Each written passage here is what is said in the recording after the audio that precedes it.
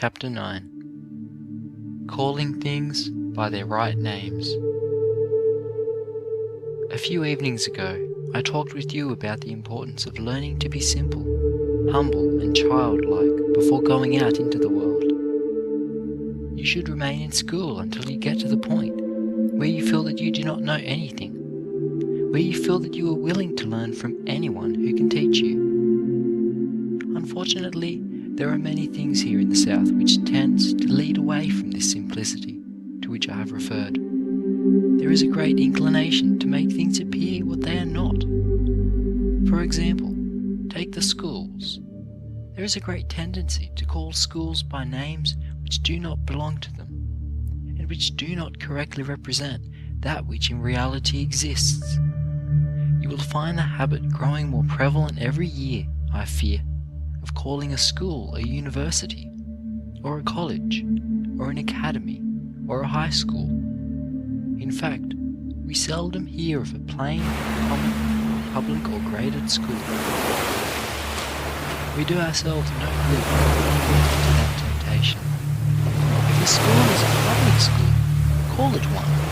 But do not think you gain anything by calling a little country school 2 or 3 rooms and 1 or 2 teachers, and some of the students are studying the alphabet. And still, this is too often done throughout the South. No respect is gained by the practice, but on the contrary, sensible people get disgusted with such false pretenses. When you go out into the world and meet with such cases as this, try to make the people see that it is a great deal better to call their small public school by a name which truly represents it than to call it a high school or an academy.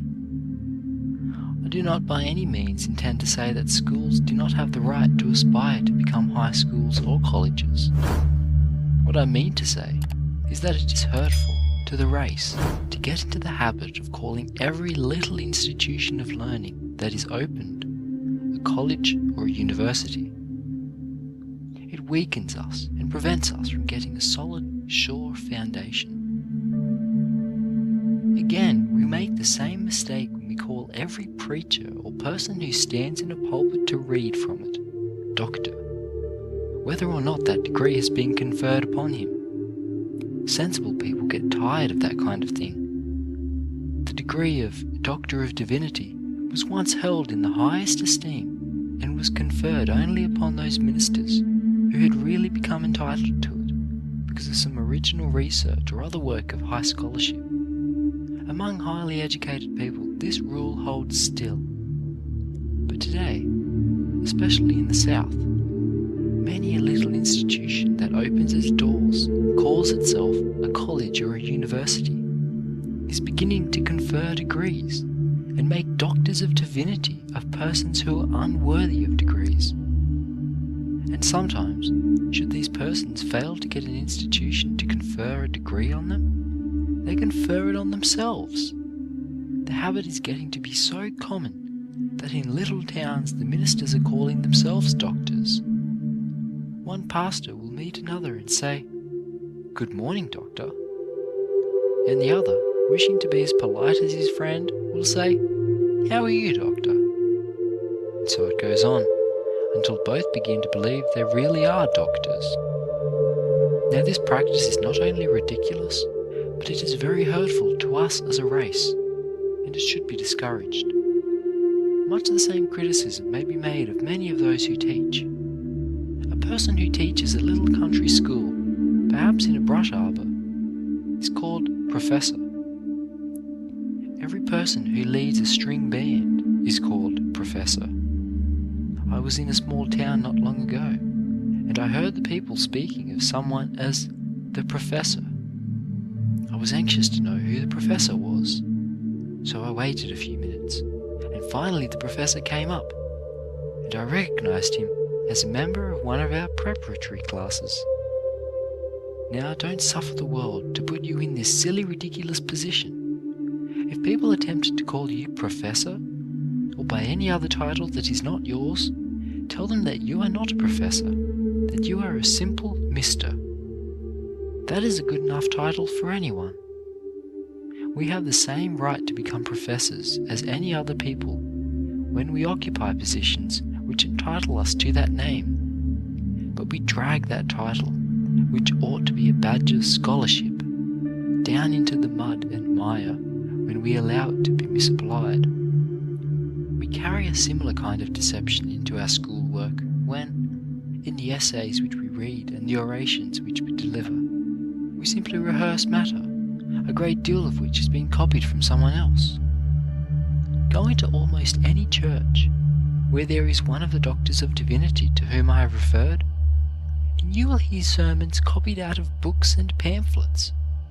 The essays, the orations, the sermons that are not the productions of the people who pretend to write them, all come from this false foundation.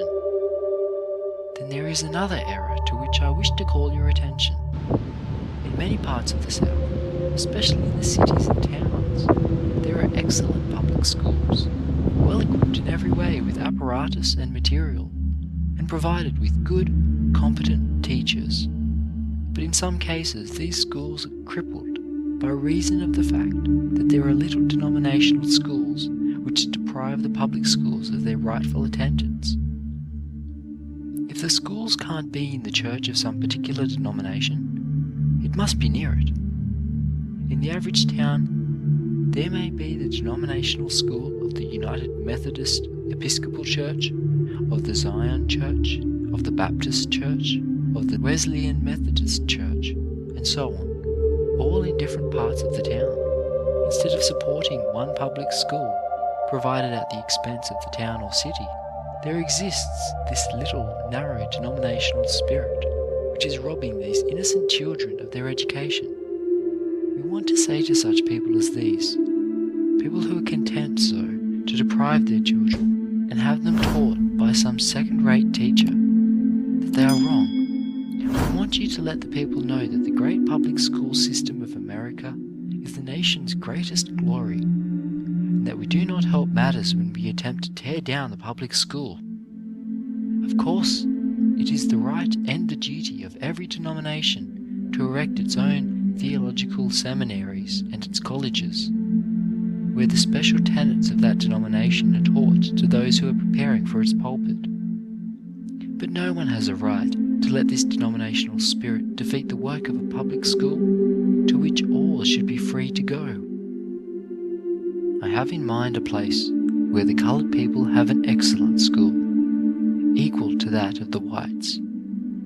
I went through the building and found it supplied with unproved apparatus and capable teachers, and saw that first-class work was done there.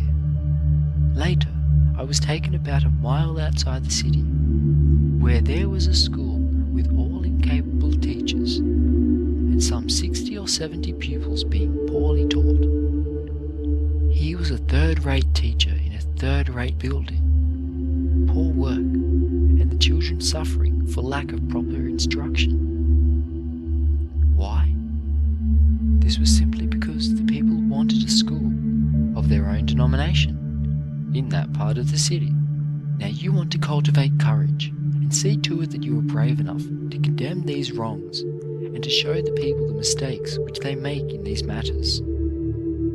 I mention all these things because they hinder us from getting a solid foundation. They hinder us further in that in many cases they prevent us from getting the right power of leadership in teaching, in the work of the ministry, and in many other respects. Wherever you go, then, make up your minds that you are going to make your influence felt in favour of better prepared teachers and preachers, in better preparation of all of those who stand for leaders of the people. Just in proportion as you set your lives right in this matter, will the masses of the race be inclined to follow you. End of chapter 9. Calling things by their right names. Recording by Luke Sartor, Griffith, New South Wales.